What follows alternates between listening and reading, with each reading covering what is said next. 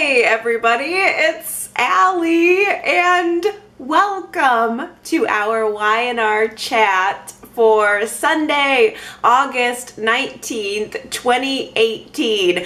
Just when I'm starting to feel better, summer's making me feel sick again. I do like the conversation that this character is forcing us to have, but the character herself is entering into some really scary territory.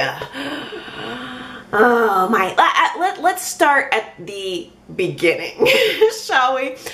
This week, Sharon started collecting all of the members of her bridal party, her daughter Mariah, Nick's daughter Summer, Victoria, Nikki. It was almost like margarita night all over again, except instead of the homicide, it was horrid, horrible, horrifying bridesmaids dresses. Sharon was insisting that her bridesmaids dresses were going to be very fashion forward, but I took a look at some of the other dresses on that rack that didn't get selected, and there was nothing fashion forward about it. It was like they rolled out the ugliest 1982 prom dresses from the Fenmore's basement and said, "Here, Sharon, why don't you use these for your wedding?" It was bad. I didn't see any of them sexy slit dresses that ended up getting chosen on that rack, let me tell you. That rack was a prop to make Mariah look like she was going to have to wear a clown outfit. But she didn't. Everybody in the end looked fabulous. Now, Phyllis was not a part of the bridal party, but Phyllis was hot off of the realization that Summer was meddling in her relationship with Jack, trying to hook her up with him. So she stomps over to Sharon's girls' night bridal party wine evening, and she confronts Summer right there in front of everyone. It ended up turning away most of the attention from Sharon and probably what should have been a happy event for her, and it turned it into this argument with Phyllis and Summer. Phyllis had a right to be upset with Summer. Summer was trying to set her up with Jack when Phyllis has been nothing but insistent that she wants to be with Billy. Everybody knows she wants to make things work with Billy. And here Summer is pulling a fast one, and Summer, in response to Phyllis's confrontation, really blows it off. She doesn't make a big deal about it. She's flippant about the whole thing, saying, "Yeah, maybe I did try to set you and Jack up, but the reason I did it is because I care about you. I'm noticing that you and Billy are just not a good match. I simply think that Jack is a better counterbalance for you." And they ended up having this very interesting and quirky conversation about compatibility, where Summer says there has to be balance in a couple. So if one person in the couple is a kook, like Phyllis, then the other person has to be stable, like Jack. Now, Billy is always going to be a loose cannon, and so because he's in a relationship with Phyllis, it forces Phyllis into the position of being the stable one, which isn't who she is. This is all Summer's presentation to Phyllis. And when Phyllis hears it, she says, "Wait a minute, I don't see myself as the stable one." So of course, Phyllis is sitting there in front of everyone claiming that she's the fun one, she's the kook, she's the loose cannon, To which, by the way, Nikki jumped in with the line of the week, perfectly happy to confirm Phyllis's position and opinion. Nikki says, I'll confirm this, nobody is looser than Phyllis. Indeed. I loved that conversation. It was of course supposed to be a fun girls' night party for Sharon, but it ended up turning into this very awkward expose of the different types of relationship dynamics of everyone in the room. There was even a little bit of a jab about Billy being involved with the stable one when it came to Victoria. I mean, everybody got a little bit of a spotlight there. Mariah talked about herself, and Sharon also doesn't want this party to go off the rails too far, so she jumps in and awkwardly blurts out that she and Nick had a night where they almost called the wedding off. Nick didn't even stay with her that night. Wait a minute. As soon as Summer heard that, her radar went way up. Couple that with the fact that when Nick arrived, there was a whole lot of obvious tension between he and Phyllis that for some reason it seemed like nobody else in the room was picking up on besides Summer, and Summer never really liked Sharon, so she made a special note of that. Summer keeps that little tidbit under her hat, and she leaves the party, goes to the dive bar where she sees Kyle and Ashley dining together. Summer knows that Ashley and Kyle are meeting and most definitely conspiring against Billy, so Summer sees that as an opportunity to take this information to Billy. She goes right to Jabot where he's working, wants to ingratiate herself with him by making Kyle and Ashley look bad, tries to tell him all about it, and Billy just tells her, "Get out. I don't want to hear it. Just get out. I'm tired of these games." Now that was not the first, it actually was the first time this week that Billy told Summer to get lost, but it would not be the last time that he would do so. Summer does leave.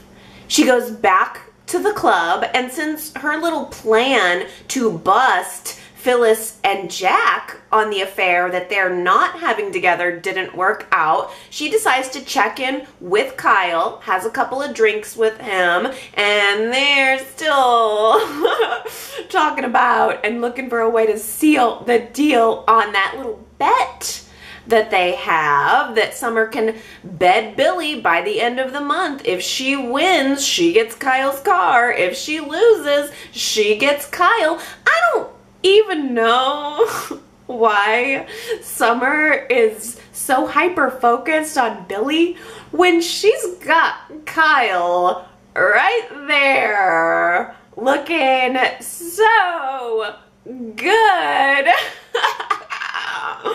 There was a shirtless scene of him waxing his car, or he was the implication that he had been outside waxing his car shirtless. Oh my goodness, on Friday I screen capped it. I shamelessly put that right up at the website so everyone could get a good look at his hot bod. Kyle, you can wax my car anytime.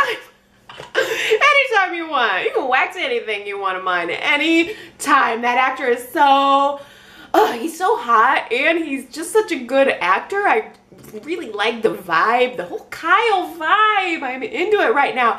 I am telling myself not to get too used to it though, because I like him so much. I'm sure that he's gonna end up leaving the show. We will have 1 to 2 years with him max, and then he will be gone.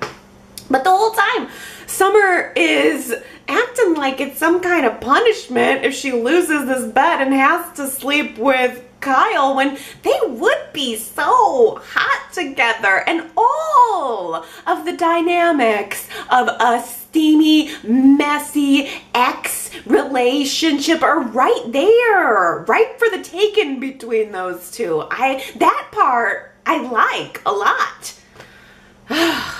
Well, she is a hot mess. Summer is the very definition of a messy girl. And Kyle's just right there with her, trying to, I guess, rope her in on some level, or he has some kind of affection for her, so he gives her court when she probably doesn't deserve it. But she starts talking about the bridesmaids party that she had just come from, and mentions Sharon's confession that she and Nick almost broke up for a night.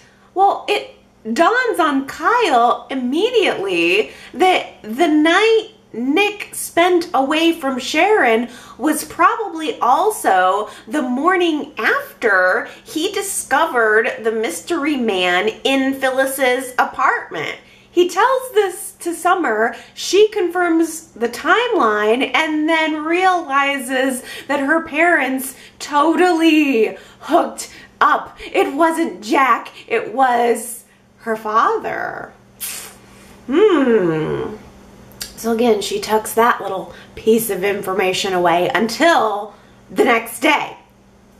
Phyllis has coffee with Michael, and Michael informs Phyllis that Lauren is livid with Billy. She wants out of her contract with Jabot, and she's hired Michael to be her attorney to find her a way out of that contract. As a friend, Michael is putting a little bit of pressure on Phyllis to get her loyalties straight. She's dating Billy, who runs Jabot, but Phyllis works for Fenmore's. Michael tells her, remember who pays your checks? And Phyllis takes this, realizes that she is going to have to do a job. She decides to pull herself back from her undying support for Billy's plan for Jabotique if it's going to conflict with her employer. Phyllis goes home, tells Summer, who is also a Fenmore's employee, that they're going to have to start backing Lauren a little more, which means backing off the support for Billy's Jabotiques. Immediately, Summer, it's as if she needed someone to push the button, an excuse to let this secret out. Phyllis handed it to her on a platter. Immediately, Summer sees Phyllis saying that she doesn't want to back Billy as much as a betrayal of Billy. Billy he's so innovative, and he's so energetic, subtext sexy. We should be supporting him. How can you, Phyllis, be so unsupportive of his genius? It's painfully clear that Summer has stars in her eyes when it comes to Billy, and she doesn't like the idea of doing anything that might be viewed as unsupportive of him. Summer tells Phyllis that all she's doing is stifling Billy and his creativity and his vision as a CEO. And Phyllis says, wait a minute, you need to back off here. My relationship with Billy is rock solid. I told you before, I'll tell you again. The only time that Billy and I have had any kind of problems in our relationship was after you came into town acting like a spoiled brat, getting into trouble, flaunting yourself all around the house. Oh yes, I have noticed that. And by the way, you're humiliating yourself. Summer says, oh really? You and Billy, you're rock solid, are you?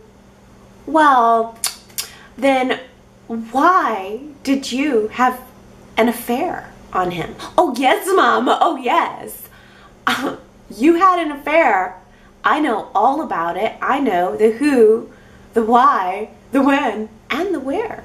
Phyllis tries at first to deny it, but Summer lets Phyllis know that Kyle confirmed the whole thing. Hey, thanks a lot for blowing up Kyle's spot, because why not? Who cares? It's just Kyle, your cohort. Let's just sell him down the river.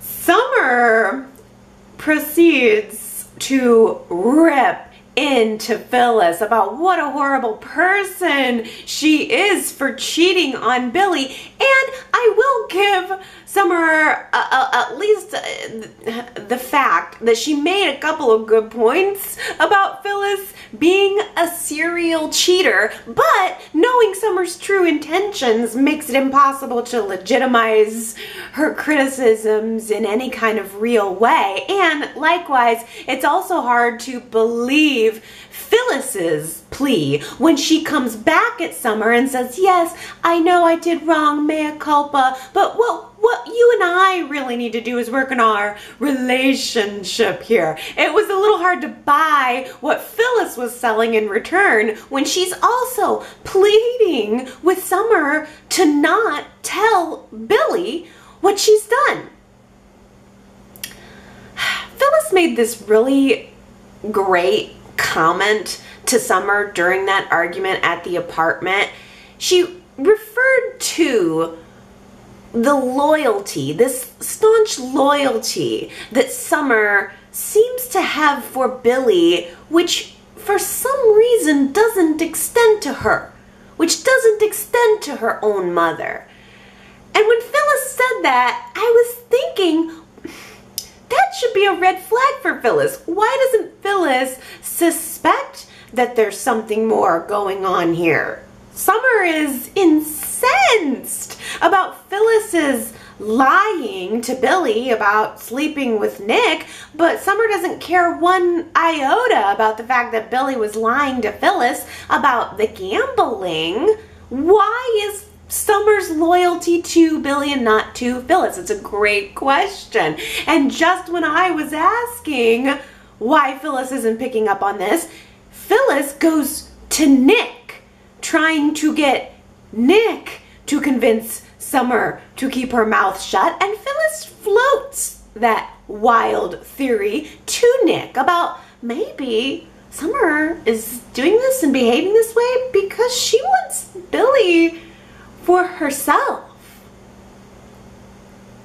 Of course, Nick quickly dismisses it. No one really wants to believe that a daughter could be trying to steal her mother's boyfriend, but now it's finally out there. At least someone has finally said it. I mean, Phyllis had to track Summer down in Billy's office. They were both sitting there waiting for him to arrive back at Jabot so that they could be there. I mean, Summer was ready and willing to blow up this big secret, and Phyllis was on standby to try to do her damage control and try to convince Summer to not tell the truth.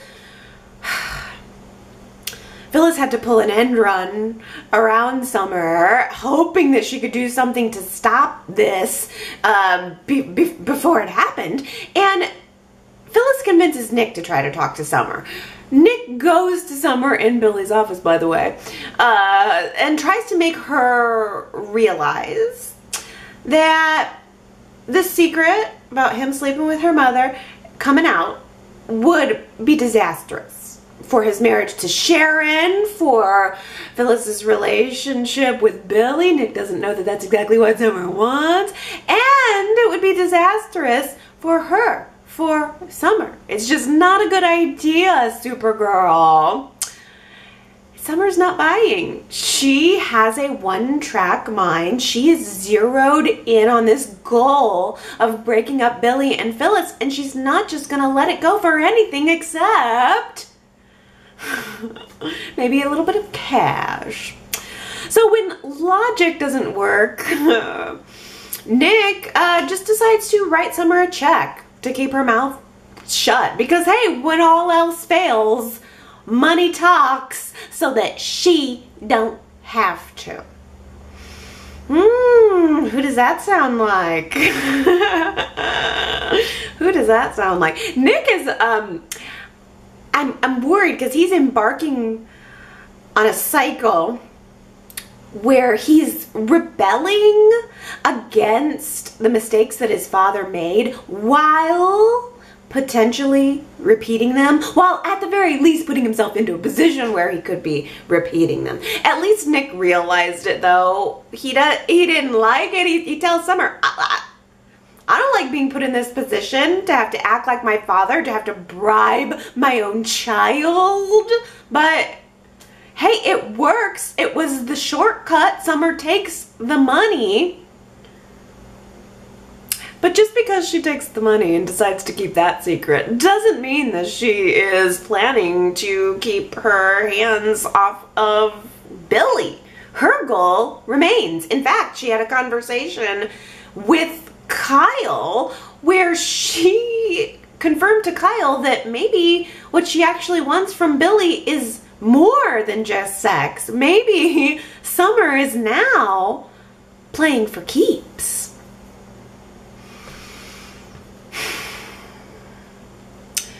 So Summer goes to Jabot another time. And Summer catches Billy at another late night of work. And she again tells him that she wants him. And he again says that she needs to stop. And she again insists that he really wants it. Like, Summer, this is where I'm jumping off the Summer train. Like, let this man do his job. Can you just give him some breathing room? Like, can he not just like work late at the office, get some stuff done without having Summer lurking?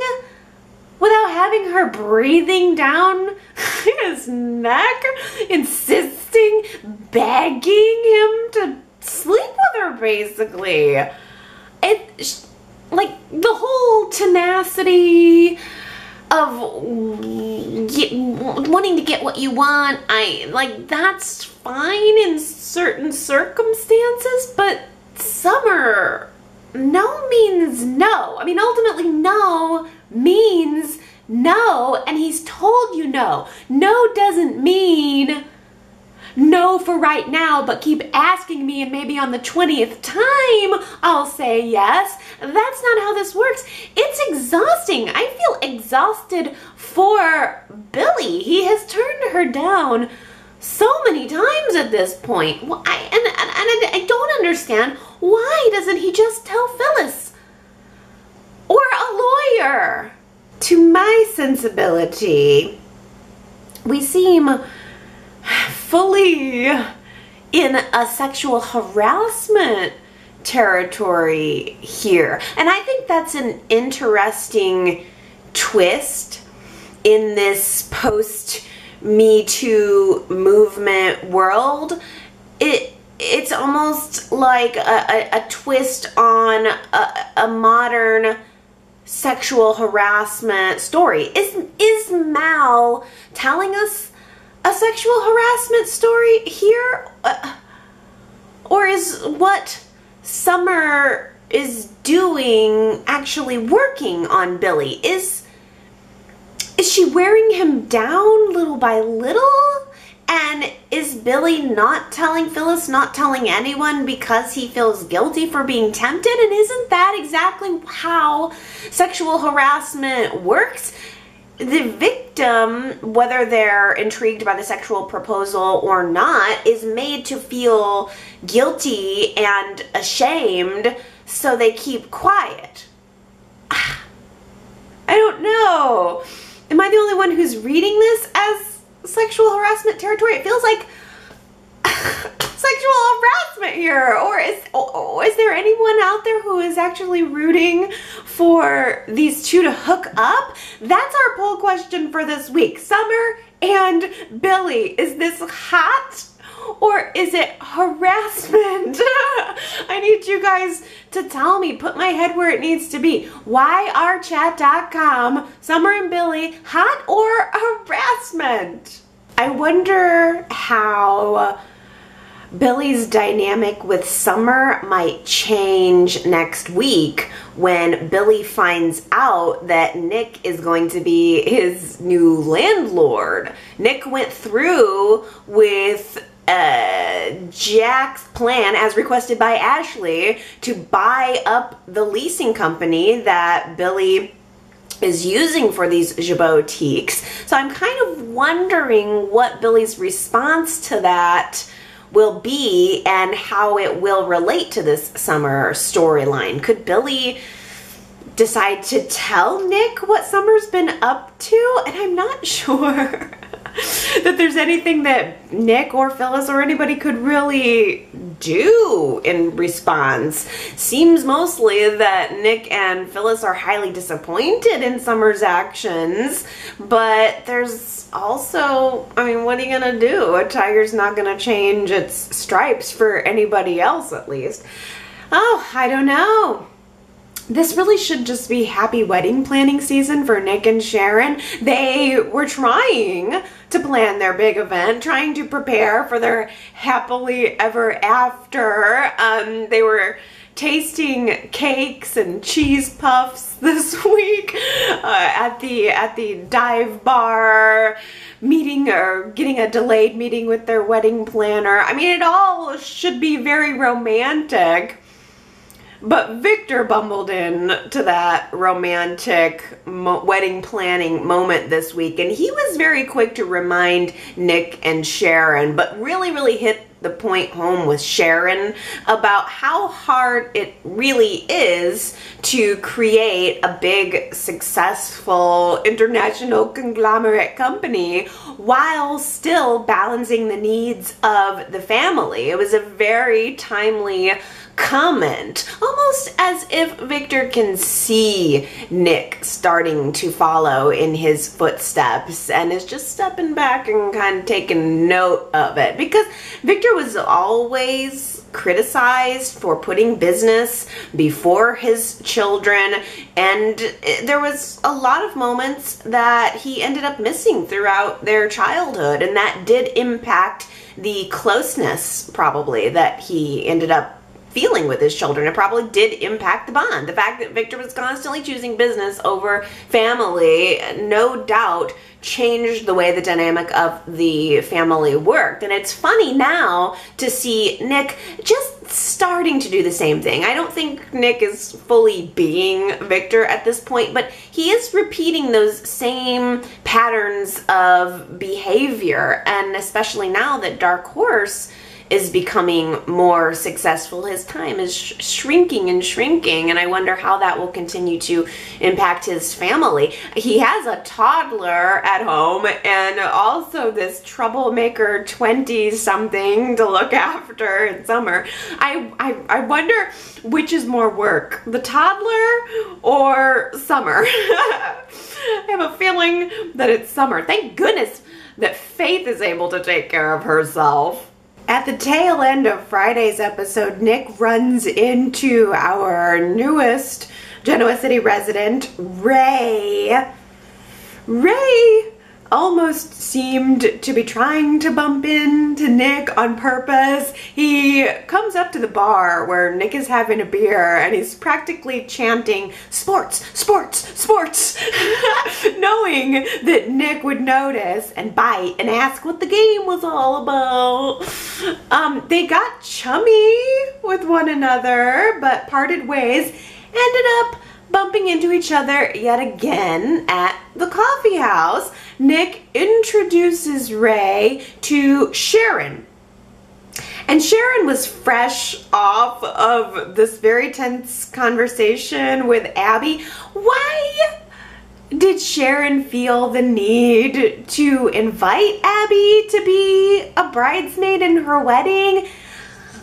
Hard heart in the right place, yada yada, but not every half-sister of the groom-to-be needs to be included in the wedding party, especially when that half-sister slept with your last boyfriend.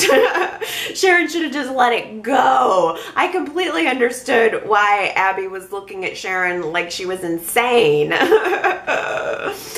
But Arturo ended up encouraging Abby to make the peace, to do it for her brother, who also, by the way, is her boss. And so Abby accepts Sharon's offer. They all sit down, Nick and Sharon, Abby and Arturo, and start to talk. Nick asks Arturo to do some contractor work for these properties that he's developing with his new business, Dark Horse.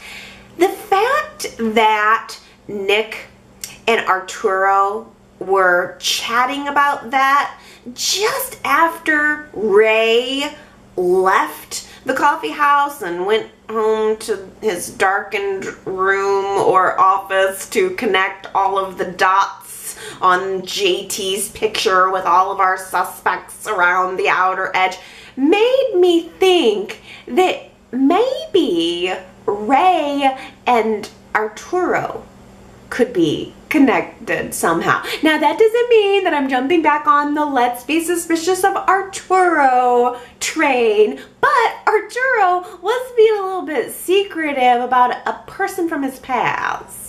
Abby is asking him a lot about the, other people that have meant something to him, loves. And it's clear that there's someone that Arturo is not wanting to talk about. And Abby assumes that it's a past girlfriend, but maybe she's just assuming that. Maybe he is avoiding talking about a brother or a wayward friend. It's possible. Kane and Lily tell the kids about Lily's guilty plea and the sentencing hearing that's scheduled. And it's very heartbreaking for their family. Charlie and Maddie are just getting ready to start their senior year of high school, and now it's sinking in to everyone that Lily might not even be there to see them graduate. So Charlie tells Maddie that he has a plan to help Lily, and he drags her to the penthouse where he's planning to make a plea with Devon to help do something to save our mother, to save our family. But when Devon's not there, Charlie and Maddie get drawn into the philosophical world of wise old cousin Nate. Nate pulls them over to Neil's condo, holds court with them, encourages them to fight for their mom, but to consider Devon's position too. I could have done without that conversation with Nate. I really would have much rather seen the twins talking to Devon. I want to know what Devon's reaction would have been if the children would have talked to him about what this is going to do to their lives. I just would have really liked to have seen that. I think that would have given me a good sense of where Devon's head is right now. Well, while the twins are off doing their thing, Kane springs the Australia plan on Lily. He has made this unilateral decision to just move his entire family out of the United States and flee the country to Australia, as if Australia is Afghanistan with no extradition treaty with the U.S. Like, what? Were they gonna disappear into the outback somewhere with their 2 teenage children and an infant? Come on, Kane. This is not a really well thought out plan. And And Lily, to her credit, not only does not agree with Kane, but she is furious with him for buying those plane tickets. Anybody could go look at their purchase records, realize that he did this, and they could say she's a flight risk and jail her immediately. What a bonehead. You know what? I'm gonna give it to Lily for deciding to take her licks like a responsible adult. She just wants her punishment. At this point, that's all she wants. I think she just wants to get there. Just find out what the punishment is going to be and then accept it, whatever it may be. Whether it's 20 years in prison or it's suspended license and probation. Whatever it is, let's just face it. I was glad that we checked in with Michael this week and he told us about the range of possibilities on this charge, that it might, you know, yes, we've been hearing all about the 20-year maximum sentence, but what's the minimum? And because there's no way, obviously, she's not going to get sentenced to 20 years in prison, so what are some other reasonable punishments for this crime? I don't know. It seems light that she would just get a suspended license. He said something about that. I don't know. But Michael does make an interesting point in this argument about Lily's punishment when he's talking to Phyllis, because Phyllis realizes Michael's representing Lily, the person whose negligence led to the death of her very best friend, and Phyllis pressures Michael a little bit about the fact that, you know, does he feel okay defending someone like Lily? And Michael says, yes, I do. I liked the fact that Michael put it into this perspective. He tells Phyllis, do you think that Hillary would want her death to leave this kind of legacy where Lily's kids lose their mother, where that family is torn apart? And obviously that's a question that Hillary isn't here to answer for herself, but I thought it was a very interesting perspective nonetheless. What would Hillary want Lily's punishment to be? Phyllis actually goes to Hamilton Winter's office looking for Devon, and she bumps into Lily instead. It was a very surprising conversation between those two. Phyllis, of course, was ready to pounce on Lily right out of the gate, but then as Lily started talking, Phyllis realized that Lily was really already punishing herself more than anyone else ever could. I identified with that because that's exactly what I would be doing. There is nothing that anyone could say to me that would make more of a dent than the things that I would be saying to myself. I would hate myself. I think I'd be reacting the way Lily is too. I don't know that I could look at myself in the mirror. I would probably be ready for my punishment too. But Phyllis, who, remember, at Hillary's service, was so angry. She lashed out immediately when that secret came out. She was yelling at Lily, and now here we are in the office this week, and Phyllis gives Lily some unexpected forgiveness, some empathy, and even ended up hugging her. I mean, it was nice. I didn't see that coming whatsoever. I think that if someone with as much fury toward Lily as Phyllis had can find some human kindness to give to Lily, then I don't know, maybe Devon will be right around the corner. I asked you guys last week if you feel like Devon is wanting justice for his family, or if you think that his actions are coming off as someone who wants revenge. It was a very close vote. 52% of you say Devon is out for justice for his family and justice only, while 48% of you said you think he just wants revenge against Lily. That is so close. I believe I voted revenge. I was getting revenge vibe from Devon last week, but he seems to be calming down a little bit this week, and it's probably just out of pure exhaustion. The reality is setting in, and I'm sure the depression is setting in, but he and Lily were at the office at the same time this week, and he didn't seem to have quite the same level of vitriol toward her that he has in the past. It's tough because while I think that I personally think there is an element of both, and I'm sure most of you do. I think he both wants justice. He probably does want a little bit of revenge. I don't think that Lily's handling it the very best way. If this were reality, I think that the best course of action for Lily would have always been and would continue to be just to respect Devon's wishes and keep your distance from him. I feel like she's constantly getting up on him, constantly pressuring him to forgive her, and it's only working against her ultimately. Give the man some breathing room.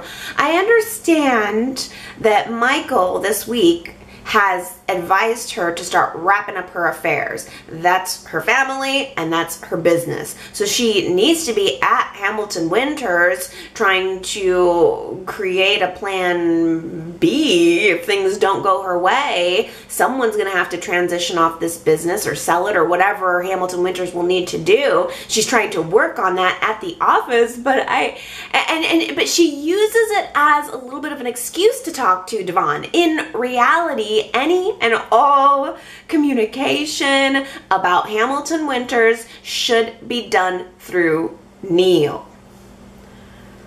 But I also understand that Lily misses her brother, and that's understandable. These two were really close, and she just, I think, probably on an emotional level also misses her brother.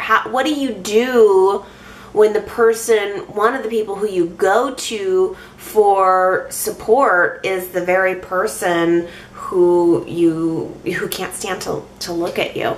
I really did feel empathy for her this week. And so did Neil. Neil sees what all of this is doing to his family, and I think Neil is just trying to find ways to stay sane, to blow off a little bit of steam. He called Ashley this week for an impromptu dinner date. I tell you what, I am feeling very disappointed that Eileen Davidson is leaving the show in general, but also I'm really disappointed that this whole relationship with Neil is starting up just as she's getting ready to go, because Ashley and Neil have total hot couple potential. I feel ripped off. I just feel gypped of something that I really could get into, and I'm finding myself trying to pull back because I know that it's not gonna last. I mean, I'm not gonna lie, Neil's whole jazz vibe, you just sit back and have some wine, let me play you a record and tell you all about Miles Davis. That whole routine would so totally work on me. I mean, I would be completely content to just hang out at Neil's condo, let him play me some music. Me and Neil could just dance the night away. We could just be there till midnight, sway into the music. I'd be gazing into his eyes.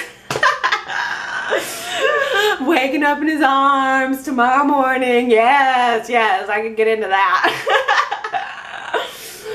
I mean, if we have to take Ashley out of this picture, can't we just swap her out with me? There is way too much tension between Nate and Victoria for them not to be sleeping together in a few months, or who knows, maybe even sooner, maybe even a few weeks. I think they'd make a really hot couple too. I'm into it. Nikki introduces Victoria to Nate as her private doctor, and right away, Victoria does not like Nate being Nikki's private doctor. Victoria seems to feel that Nate is snooping around and that he's gonna find out something that's gonna be dangerous. Like he's gonna start asking Nikki for answers about why she's so stressed lately, so stressed that her MS just keeps flaring up, and then Nikki's just gonna blurt it out, blab it out to Dr. Nate. And I don't know, for some reason Victoria did not like him right off the bat, and she made a point to discourage him. I mean, Nate sought Victoria out later in the week at the coffee house. He sees her, pulls her in, and kind of starts asking questions about her too, and how she's handling all of the stress, the emotional stress it's so clear that she's under, that even strangers can totally see it on her face. It definitely it created there's some tension there that can really only be worked out one way. I have this feeling, like I was wondering why Nate was talking to Victoria too. I have a feeling that maybe Victor hired Nate to look out for everyone in the family. I mean, we can't forget that Nate's on Victor's payroll. I think he told Nate to look out for Victoria too. Maybe Victor's gonna get more for his money than he bargained for. Maybe he's gonna end up with a son-in-law one of these days. Well, we'll see. We also have Ray on the scene.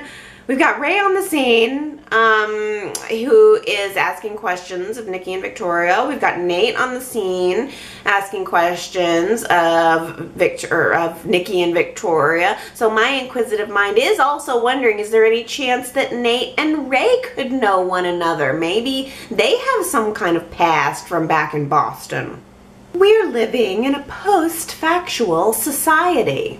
I love it when I learn something new. Y&R's constantly teaching me something new. That was our quote from last week. Post-factual meaning a post-factual society, meaning that the society makes decisions more based on emotion than on fact. So I'm kind of assuming that means, like, post-factual maybe means without facts. But anyway, I thought that was just an interesting comment made by Kyle. Kyle was talking to Summer about the fact that she is relentless about her plan to try to bed Billy. She is basing all of her decision making on emotions, passions, rather than the facts. The facts being that he has done nothing factual to make her think that he wants her. So I thought that was a really great quote, and I think it was a tough one. 6 of you guys got it right, so congratulations to Laura, Rose, Joanne, Henry, Diana, and Sherry. How about this one for the week? I need a bribe. YRChat.com is where you can leave your guess if you know who said, I need a bribe. And if you guess correctly, then I will give you your shout out on next week's Y&R Chat. As always, your comments are my favorite part. Got a comment here from a new subscriber. Rainey says, since my grandmother passed away, I have no one to talk about with Y&R, and my 79-year-old aunt spoils all the episodes for me, so I'm looking forward to watching your vids. Well, welcome, Rainey. Welcome to Y&R Chat. Laura says, what does everyone think of the Neil and Ashley hookup? Since Eileen Davidson is leaving, why should I invest in the romance? unless they bring Brenda Epperson back as her replacement. I saw Brenda's photo in a frame at the Abbott residence back in December 2017. Maybe Mal left an Easter egg for old-time viewers. Oh, I didn't see that. So as soon as, or as far back as just a year ago, there was a photo of Brenda Epperson. Wow. She would be a great recast. And I saw that you had that photo as your icon at the website, Laura. I really like her. That would be a dream for me. In general, I love Eileen Davidson. I'd be happy if she was on the show for the rest of its airing. But I do ultimately hope for a recast of the role of Ashley, not just because of the relationship with Neil. I mean, I'm always open to a recast. I don't think that there's any one actor who is more important than a character to the show, but in this case, it feels really necessary to me. I love the romance with Neil, but chemistry is something that it sort of has to be specific to the couple and the people and the actors, but I just think Ashley is such an integral part of the show. I think we need some more Abbotts. I think she this character fills a very important spot, and Y&R just needs to recast it.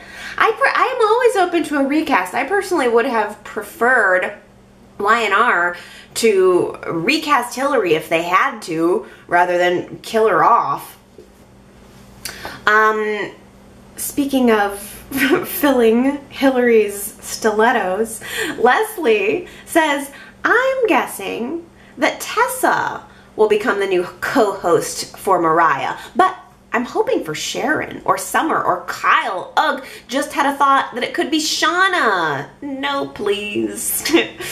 We didn't really get a chance to dig into this last week, but Hamilton Winters is going to be looking for a new co-host for, I guess they're probably not going to call it the Hillary Hour. They're probably just going to start calling it GC Buzz. Who is going to get that co-host slot? I think that Tessa would be fun, Kyle would be fun, but my vote would definitely go to Summer. I know it's not possible, it's more than likely not going to happen, but Summer and Mariah as co-hosts would give the show that same bickering dynamic that Hillary and Mariah had. Two people thrown together and being forced to interact and put on a show. I like that. I think it's probably more interesting to watch than two friendly people, but you know how I feel about GC Buzz. I wish we could just get rid of it. But I would vote Summer #1 or Kyle #2, but probably just Kyle because I'd like to see more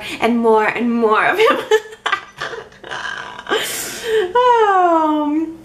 Leslie also says, I do not find it appropriate for teenage Shauna to be living with a man that she only recently met. At a minimum, Child Services should review this and her parents should be charged with neglect. Does being a billionaire negate all of that? Wow, I never would have thought of that, Leslie, and it's such you're blowing my mind there. It is kind of weird that Shauna's just living with Devon and her parents are missing in action. I have said all along that Shauna's parents need to take their child back and actually raise it. But you are right. Shauna, even though she is a teenager, is still a minor. And this is just such a great point that Child Services really, in reality, would be reviewing that situation. Well, let's dig in to our poll question from last week about Devon and whether he is seeking justice or revenge. Ellen, I'm going to assume, voted that he wanted revenge because Ellen says Devon is out of control. He wants revenge. If Lily had been drunk, speeding, or had her hands around Hillary's throat while driving, sure, then she would be guilty of intentionally endangering Hillary. As it was, she was briefly inattentive, ran a red light, and caused a fatal accident. She is guilty of negligence, not murder. Devon is being hateful and vengeful. He can't see past his own rage right now. Eventually, sadness and depression will set in, and condemning his sister to 20 years in prison for her momentary lapse in attention won't ease his sadness. I don't know what the right penalty is, but 20 years in prison isn't right. Someone said, and I almost want to say it was Leslie last week also, that this situation with Lily is an accident being played as a murder. I need to keep that in the back of my mind because I think you both have hit that nail on the head. It was, of course, an accident. I personally think there was some negligence there that should be punishable by law, but as Ellen says, 20 years I don't think is a punishment that fits the crime. We also have this added cultural layer where maybe we need to think about in our country the best use of the prison system. Is something like what Lily did, like the best, putting her in prison, is that the best use of a rehabilitation process? I'm not quite so sure about that. I don't know that someone like Lily needs to go to federal prison for a crime like this. I wish that we would look into some alternative types of punishments that better fit the severity of the crime. It's like anybody does anything and it's like wham bam right into jail. That's just kind of how it works around here. And I'm not sure about how effective that ultimately is in punishing and rehabilitating. But Rose says she wants to offer a counterpoint here. On the chat, Allie said, justice is blind. However, all the calls for leniency are for people who care for Lily. If a stranger killed your child and partner because they were rage driving and you sought a prison sentence, would any of you honestly call that revenge? That is such a good point too, Rose. Because let's take the familial relationship out of it. Let's pretend that Lily and Devon are strangers and look at the situation that way. A stranger hits your partner and your child and they are gone in an instant. You want them to be prosecuted. Would you call it revenge? Man, probably not. Oh, you guys, I'm so easily swayed. Because, shoot. I think, God, there's got to be an in-between, right? That's why I was interested in hearing what else Michael had to say this week, because it seemed like we've talked a lot about the 20-year prison sentence, and then there's like getting your license suspended, but what's the in-between of those two extremes? There was mention of an ankle monitor, but really, what even purpose does that serve? I just don't know. Nothing's gonna bring Hillary back. I still have some thinking to do on this topic. It's a sticky one, I think, as evidenced by the fact that our vote was so split. I mean, it was essentially half and half for justice or revenge. Boy, these are the questions that keep the world going round, maybe. How about a comment from Keisha here? This is good. Keisha says, correct me if I'm wrong, but has Neil reminded Lily and Devon that he drove drunk and killed Christine, the DA's baby? It's odd that they mentioned Devon driving, or that they mentioned Devon driving drunk and wrecking his car, but they say nothing about the scandal behind the wheel. Well, I looked into that situation because I do remember that, but had forgotten all the details. So let me refresh your memory on where the situation where Christine lost her baby. Neil was drunk. Nikki offered him a ride, and when Neil realized that where Nikki was offering him a ride to was an AA meeting, Neil got all surly and upset. He grabbed the wheel, and Nikki ended up swerving into Christine, which caused her to lose her baby. So technically, Nikki was driving. Neil did eventually confess, and he got off on probation, which is probably ultimately what's going to happen with Lily. I bet Lily gets some kind of probation, but I thought that was an interesting pullback from something that Neil did that was very, very wrong. I think that Neil has made a couple points about wanting to save his children from going down the paths that he went down. Neil was a horrible drunk at more than one point in his character's legacy. Fun fact, while I was researching that incident with Christine and her baby, a couple of other articles popped up on Google. In 2011, apparently Christoph St. John, the actor who plays Neil, got popped for a DUI after a Super Bowl party. I don't know how I missed that. I don't remember. I don't think we would have talked about it on Y&R Chat, but I thought that was a little indiscretion that the Y&R chatters might find juicy.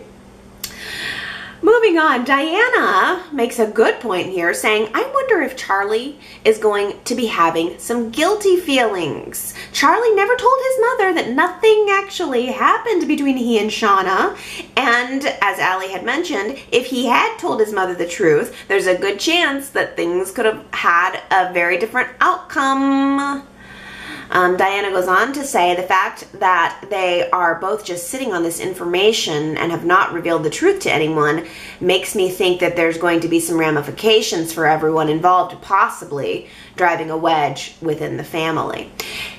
Yes, Diana, why did Y&R mention that and then not follow up on it yet? There has to be a reason. As you said, it lends a little something to Charlie's guilt in his character of thinking, if I just would have said something to my mom about the fact that we didn't actually sleep together, maybe the argument wouldn't have erupted, wouldn't have hadn't become as big as it did between Lily and Hillary. Maybe the outcome would have been different. I mean, for crying out loud, if anything in that sequence of events would have been different, if Lily and Hillary would have left the house 10 seconds sooner or later to go looking for Shauna, that sequence of events would have been different. But yes, something's got to be going on there. Charlie's also the one who is taking it upon himself to try to save his mother. So maybe he is motivated out of that guilt. Maybe we'll have a scene where he unburdens himself about that. I don't know. Jillian gives us an alternate way out of this situation here. Jillian says a situation where Lily were to get out of jail time would be that if it wasn't actually Lily's fault, but Nate's. Maybe Nate performed the procedure too early, just like the other physician protested. Maybe Nate killed Hillary and her baby in the attempt to save his cousin from the same pain he just experienced a year ago. Will Y&R ever really make anything of that? They did make a point of showing us that the surgery Nate performed was a little bit risky. We had another physician who was protesting it, and then all of that melted away, and Nate is fully and firmly settled into his wise-old owl new characteristics. So I don't know. It's possible that they could bring that back up if they wanted to. As it sits right now, though, I don't know that they do.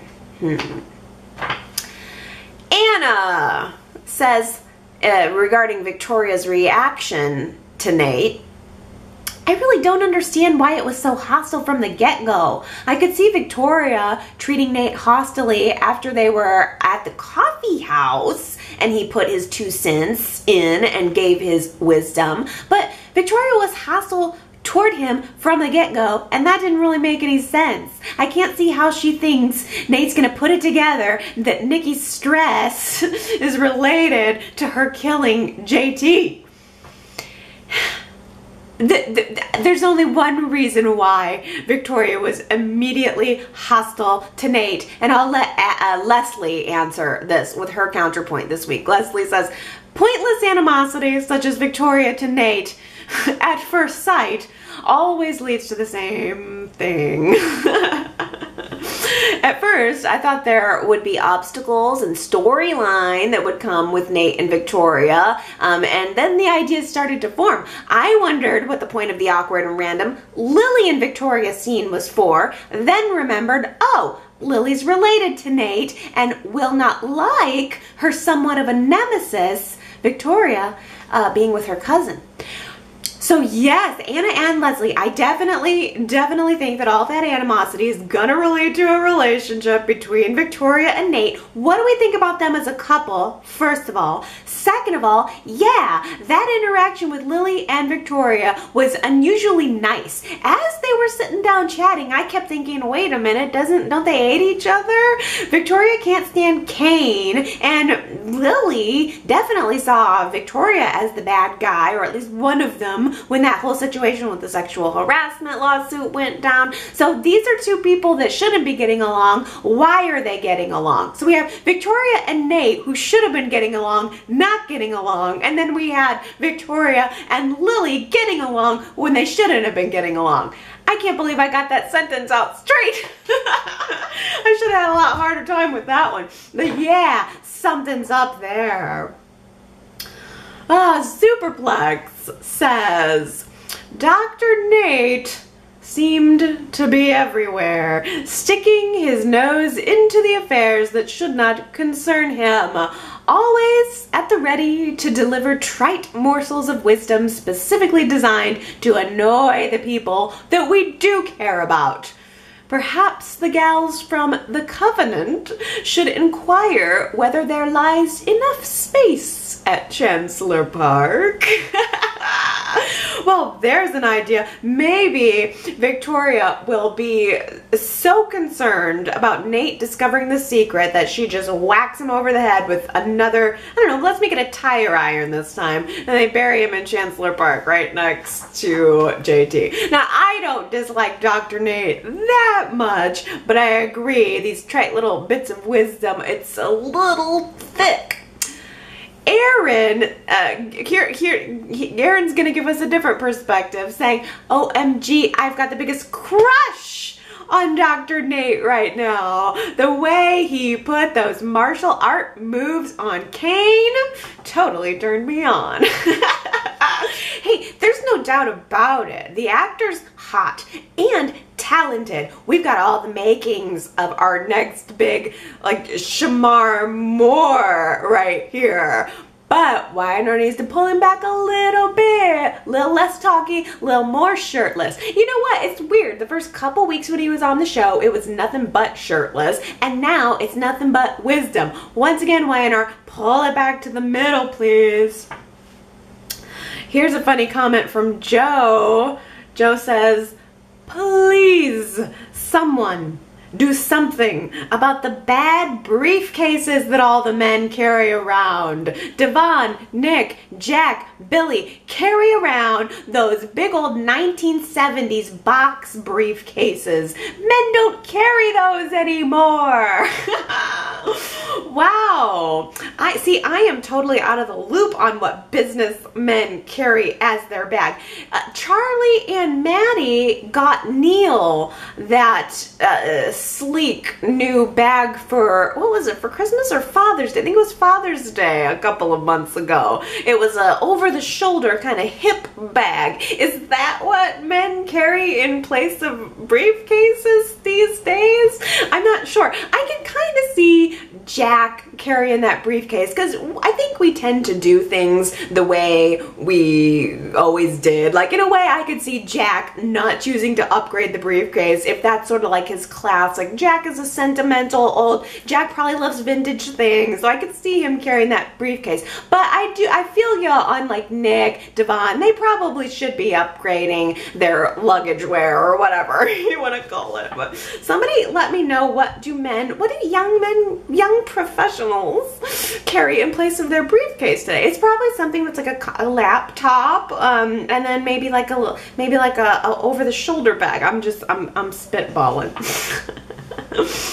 Oh, speaking of men's issues, Gary says, seriously, in today's culture, if Summer were a man and Billy were a woman, Summer would be in so much trouble for what she's doing. Stalking Billy and, really interestingly, creating an attraction that wasn't particularly there to begin with.